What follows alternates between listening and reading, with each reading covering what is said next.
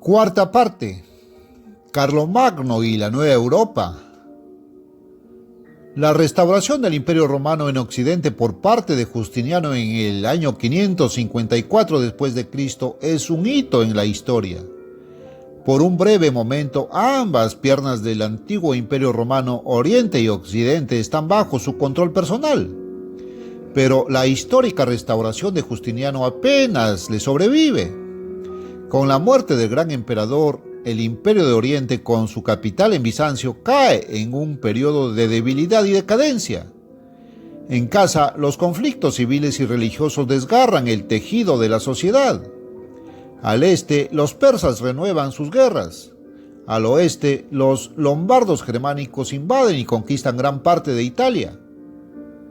La restauración imperial de Justiniano se desmorona en el basurero de la historia.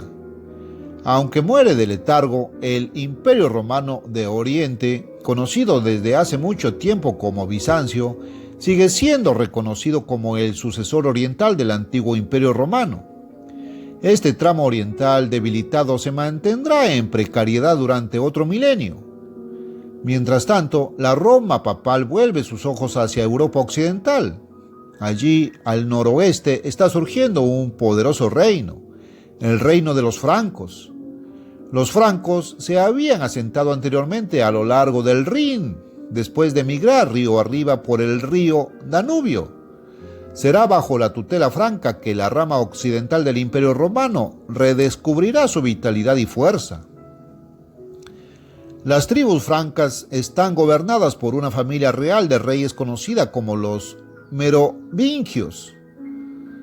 Los merovingios afirman ser descendientes directos de la casa real de la antigua Troya. Los gobernantes merovingios poseen una inusual marca de autoridad. Todos los reyes de esta dinastía llevan el pelo largo. Creen que sus cabellos sin cortar son el secreto de su poder real, que recuerda el voto nazareo de Sansón en el Antiguo Testamento. Jueces 13:5, 16:17. Ver también Números 6:5. La dinastía merovingia había sido fundada por Clodión en el año 427 después de Cristo, pero su gobernante más famoso es Clodoveo, 481 al 511. Los historiadores posteriores considerarán que Clodoveo fue el fundador del reino franco. El 25 de diciembre de 496, Clodoveo es bautizado católico, junto con 3.000 de sus propios guerreros. De este modo se convierte en el primer rey católico de los francos y el único gobernante cristiano ortodoxo en Occidente. Tras la muerte de Clodoveo en 511, su reino se divide entre sus hijos, quienes amplían aún más sus fronteras. El reino franco se convierte rápidamente en el reino más poderoso de Occidente. Sin embargo, con el paso del tiempo, la antigua línea de reyes francos se debilita. Los decadentes reyes merovingios sucumben a una vida lujosa. Los historiadores franceses los designarán como les rois fainéants, los reyes debilitados. Durante este periodo, el poder real del reino franco está en manos de los cancilleres de la corte, conocidos como major domus regiae o alcaldes de palacio. Ahora, en el año 751, Pipino, apodado Le Bref o el Breve, ocupa el cargo de alcalde del palacio bajo el rey merovingio. Pipino, por supuesto, también es un franco alemán de sangre y de palabra. Pipino el Breve es ambicioso. No se contenta con ser simplemente el primer ministro o virrey del rey. Codicia el cargo de rey mismo. Pipino pide al Papa Zacarías una opinión sobre la legitimidad de su candidatura. El Papa responde que es mejor que el hombre que tiene el poder real tenga el título de rey en lugar del hombre que tiene el mero título, pero ningún poder. En noviembre de 751, el arzobispo Bonifacio, legado papal, unge a Pipino rey de los francos en una reunión de nobles francos en la capital merovingia de Soissons. Pipino es ahora el ungido de Dios y el rey merovingio Childerico III es depuesto y encarcelado. Su sagrado cabello suelto es cortado ritualmente por orden del Papa Esteban II, 752 al 757. El poder de los merovingios está roto. Childerico es enviado a un monasterio por el resto de sus días. El linaje merovingio, sin embargo, sobrevivirá a través de matrimonios mixtos en el linaje de los duques de Habsburgo-Lorena. Los merovingios han reinado por derecho de conquista, pero Pipino ha asumido ahora la soberanía en nombre de Dios. Él cree que es la voluntad de Dios que su familia gobierne a los francos. En consecuencia, Pipino se autodenomina Rex Gratia Dei, rey por la gracia de Dios, título que conservaron sus sucesores. La nueva dinastía de Pipino será conocida como los Carolingios. El nombre deriva del padre de Pipino, Carolus Martel, que había sido alcalde del palacio antes que él. Fue Carlos Martel, el Martillo, quien salvó a Europa de los invasores sarracenos en Tours, Francia, en octubre de 732.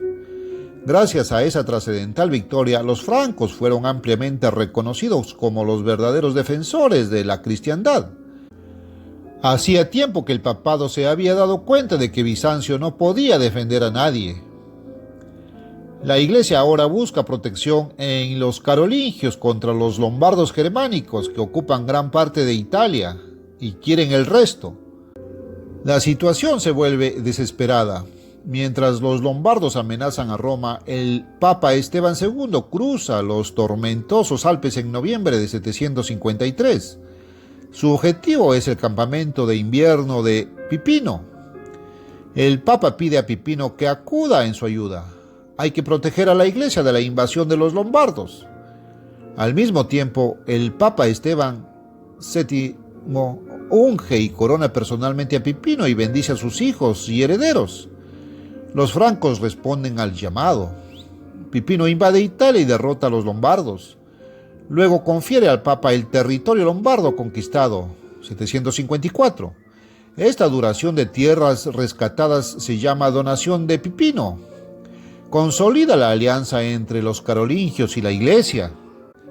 La donación de Pipino no debe confundirse con la ficticia donación de Constantino, una falsificación que también data aproximadamente de esta época. Este documento, cuya falsedad no se demostraría hasta dentro de 700 años, aparentemente provino de la pluma del emperador Constantino, él mismo a principios del siglo IV, cuando se mudó a la nueva capital de Constantinopla. El documento pretende ser una oferta de Constantino al Papa Silvestre I y sus sucesores de gobierno temporal sobre Roma, Italia y la mayor parte de los territorios del mundo occidental. Se cree que es genuino. El pergamino conlleva vastas implicaciones y refuerza significativamente el prestigio y la autoridad del papado. Pipino muere en 768. Sus hijos Carlos, Karl y Carlomán suceden conjuntamente en el trono franco. En 771, Carlomán muere repentinamente y Carlos se convierte en el único rey de los francos. Aunque solo tiene 29 años, Carlos es una figura imponente. Literalmente irradia poder y autoridad. Carlos mide 7 pies de altura, mucho más de un pie por encima de la altura promedio, y es robusto. Es majestuoso y de porte digno, pero es conocido por su calidez y caridad.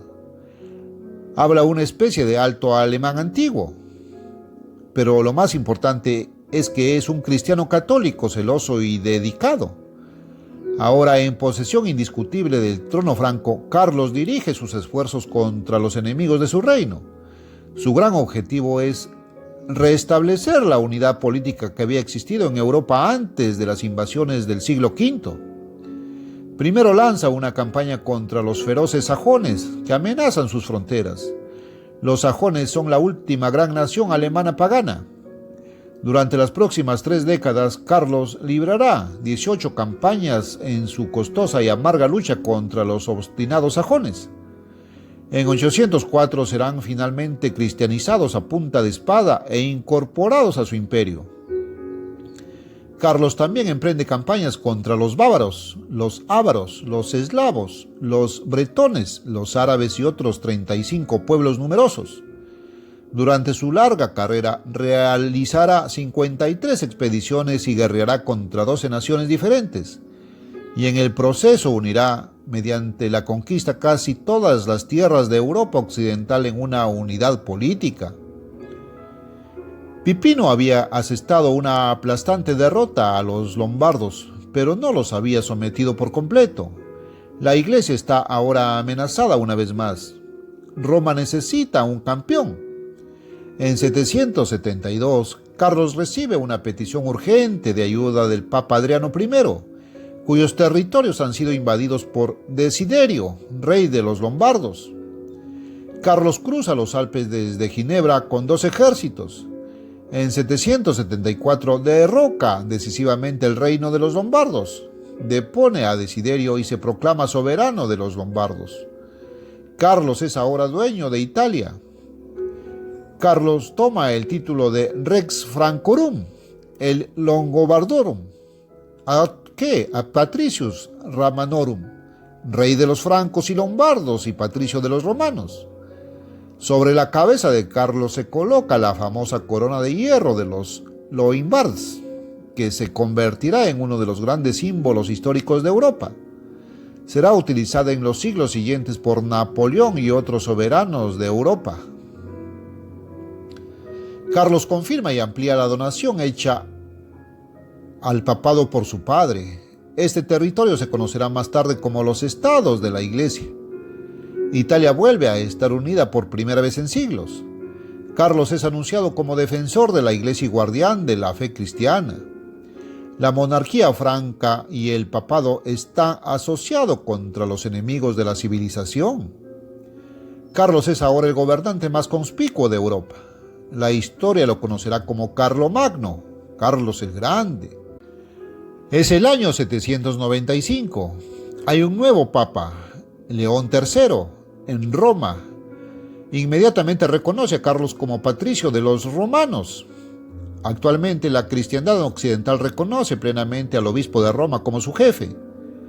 Pero hay elementos dentro de la propia ciudad de Roma que desean que León sea depuesto y otro candidato coronado como papa en su lugar. En la primavera de 799, el Papa León es acusado de mala conducta. Entre los cargos se encuentran adulterio, perjurio y simonía. Una insurrección lo expulsa de Roma y se le concede refugio en la corte de Carlomagno, protector de la Santa Sede. Carlomagno se reserva el juicio y hace escoltar a León de regreso a Roma. En noviembre de 800, el propio Carlomagno llega a Roma para investigar los cargos. Se crea una comisión episcopal que investiga la conducta de León. Carlomagno preside el tribunal. El Papa León jura sobre los evangelios que es inocente de los crímenes que se le imputan. La sentencia del tribunal es a su favor. León es absuelto formalmente y reintegrado el 23 de diciembre. El mismo día, emisarios de Harún al-Rashid, califa de Bagdad, llegan a Roma con las llaves del Santo Sepulcro en Jerusalén. Jerusalén se encuentra dentro de los extensos dominios del califa. Las llaves se presentan oficialmente a Carlomagno. Este acto simboliza el reconocimiento por parte del califa musulmán de Carlomagno como protector de los cristianos y de las propiedades cristianas. Carlomagno permanece en Roma durante las vacaciones de Navidad. El día de Navidad del año 800 después de Cristo, el rey de los francos asiste a un servicio en la Basílica de San Pedro en la colina del Vaticano.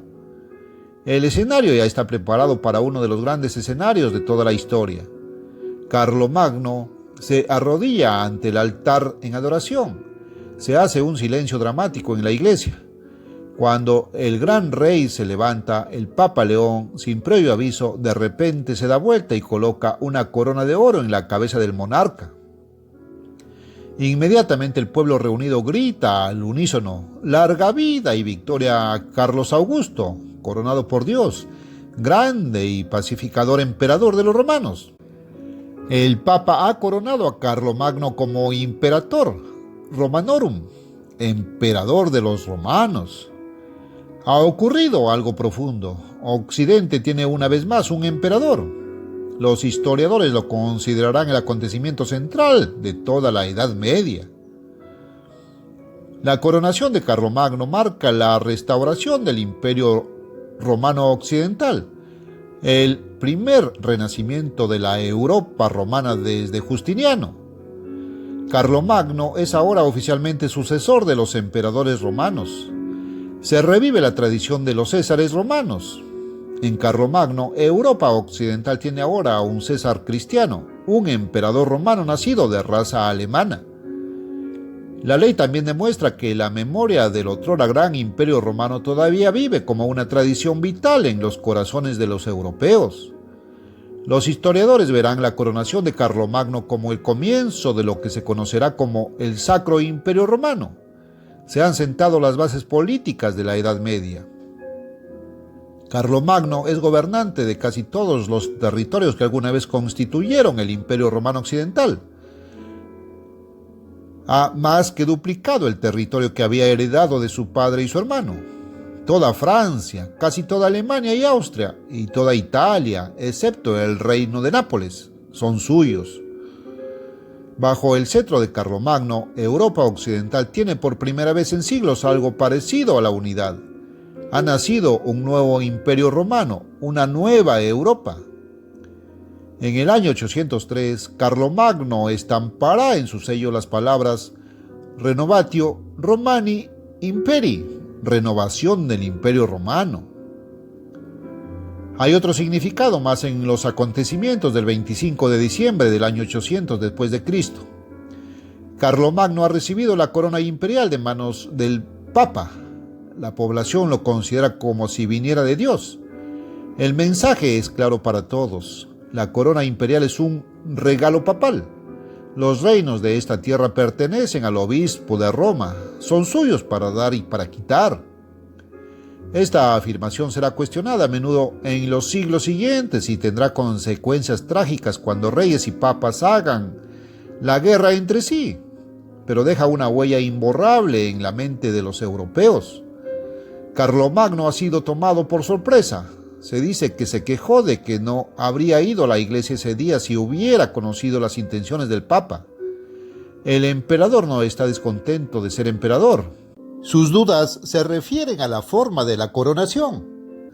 Ha ganado su imperio en el campo de batalla gracias a su genio militar. No se lo debe a un papa. Sin embargo, León ha hecho que así parezca. Cualesquiera que sean sus dudas, Carlomagno no protesta. Acepta silenciosamente la corona imperial de manos de León. El Papa ha ejecutado absolutamente un golpe de Estado. A los ojos de todos, el papado ha sido exaltado simbólicamente por encima de la autoridad del poder secular. Se ha sentado un gran precedente legal.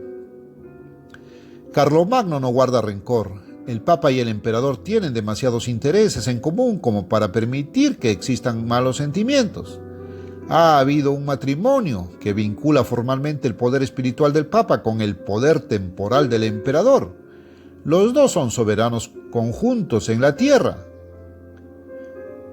Como jefe del recreado Imperio de Occidente, Carlomagno preside una nueva sociedad nacida de la unión de elementos romanos y alemanes. Carlomagno es alemán, pero está inspirado por el espíritu de Roma. El emperador organiza su imperio según el antiguo modelo romano, valora las tradiciones de la antigua civilización romana. Su sociedad romano-germánica sentará un precedente para los futuros monarcas europeos. La capital de Carlomagno es la ciudad alemana de Aquisgrán, Aix-la-Chapelle. Después de su coronación, el emperador pasa allí los años restantes de su reinado en relativa tranquilidad. Se convierte en mecenas del saber y las artes, importando eruditos de toda Europa para estudiar y enseñar en su corte. En 812, 2 años antes de su muerte, Carlomagno recibe noticias de Oriente. El emperador oriental Miguel I en Constantinopla se tragó su orgullo y reconoció a Carlomagno como coemperador. La igualdad de las dos mitades del imperio ya es oficial. Sin embargo, para todos los efectos, las dos patas del imperio son completamente autónomas. Poco después de la coronación de Carlomagno se había concebido un plan para combinar su imperio con el imperio bizantino mediante su matrimonio con la emperatriz oriental Irene, 780-802, pero el plan fracasó cuando fue derrocada. Durante los últimos 4 años de su vida, Carlomagno sufre fiebres frecuentes. El día 28 de enero del año 814, el gran emperador muere a las 9 de la mañana. Su muerte se produce en el año 72 de su vida y el 47 de su reinado. El emperador está enterrado en la iglesia que construyó en Aquisgrán, sentado erguido, espada en mano. Sus gigantescos logros serán alabados en la leyenda y la poesía populares durante los siglos venideros. Carlomagno no ha puesto fin a una era, ha comenzado una. Se le llamará Rex Pater Europae, Rey Padre de Europa. Ha mostrado a todos los europeos un ideal, les ha legado una tradición cultural y política común. Incluso en el lejano siglo XX, los hombres señalarán su modelo como un modelo para la unidad europea. Carlomagno ha dejado su huella en la historia europea como ningún otro hombre. Ha determinado en gran medida el destino político de Europa occidental. La restauración imperial de Justiniano en 554 después de Cristo se desmoronó casi inmediatamente después de su muerte. El imperio de Carlomagno le sobrevive solo por una generación. Este patrón muy cíclico de resurgimiento y desintegración se repetirá a menudo en los siglos venideros. A Carlomagno le sucede su hijo Luis el Piadoso. El bien intencionado pero débil Luis está dominado por su esposa y por los eclesiásticos. No posee ninguna calificación para gobernar el imperio al que sucede. Luis muere en 840. Entonces estalla la guerra civil entre sus 3 hijos. En 843, el Tratado de Verdún soluciona las disputas entre los hijos de Luis. Divide el imperio de Carlomagno en 3 partes, una para cada uno de sus nietos. Sin embargo, en poco tiempo, Europa se desmorona en estados feudales dispersos. El imperio carolingio desaparece. La unidad política de la Europa cristiana pasa a ser cosa del pasado. En su debilidad, Europa occidental es víctima de las invasiones de hombres del norte, sarracenos y magiares. El continente vuelve a ser un caos político. El papado también está en problemas. La Santa Sede está cada vez más desgarrada por el faccionalismo. La intriga se vuelve rampante. El cargo papal se compra y se vende y en ocasiones se obtiene mediante el asesinato. La corrupción e inmoralidad del papado durante este periodo llevarán a historiadores posteriores a llamarlo pornocracia. El infame sínodo de cadáveres sirve como una extraña ilustración de la agitación en Roma. El cuerpo del ex papa Formoso 891-896 es exhumado por el recién elegido papa Esteban VI a finales de 896 y sometido a juicio, acusado de traición. El cadáver es vestido con ropajes papales, agredido con preguntas y acusaciones, y luego arrastrado por las calles de Roma con una multitud aclamando. Al año siguiente, el propio Papa Esteban es derrocado, encarcelado y estrangulado. Sergio III, Papa del 904 al 911, accede al cargo tras ordenar el asesinato de su predecesor. Su vida de pecado abierto con la famosa prostituta Marosia trae un descrédito generalizado al papado. Sergio engendró varios hijos de Marosia, entre ellos el futuro Papa Juan XI. El reinado de Sergio inicia un periodo conocido como el Gobierno de las Rameras. El caos reina en Roma y en toda Europa. La situación es grave. Para muchos resulta claro que la desunión y la debilidad en Europa están estrechamente relacionadas con la desunión y la debilidad de la Iglesia, y viceversa. Los clérigos perspicaces se dan cuenta de que deben llamar a un príncipe fuerte para unir nuevamente a Europa. Hay que salvar la civilización occidental. Con el reino franco en eclipse, Roma debe buscar en otra parte un campeón que resucite la tradición de unidad imperial. Cuando el próximo gran emperador aparezca en Europa occidental a mediados del siglo X, no será un franco, sino un alemán sajón. A medida que la Alemania medieval alcance una posición predominante en Occidente, la dignidad del título de emperador romano quedará permanentemente conectada con la de rey de Alemania. El primer Reich alemán está a punto de aparecer en escena.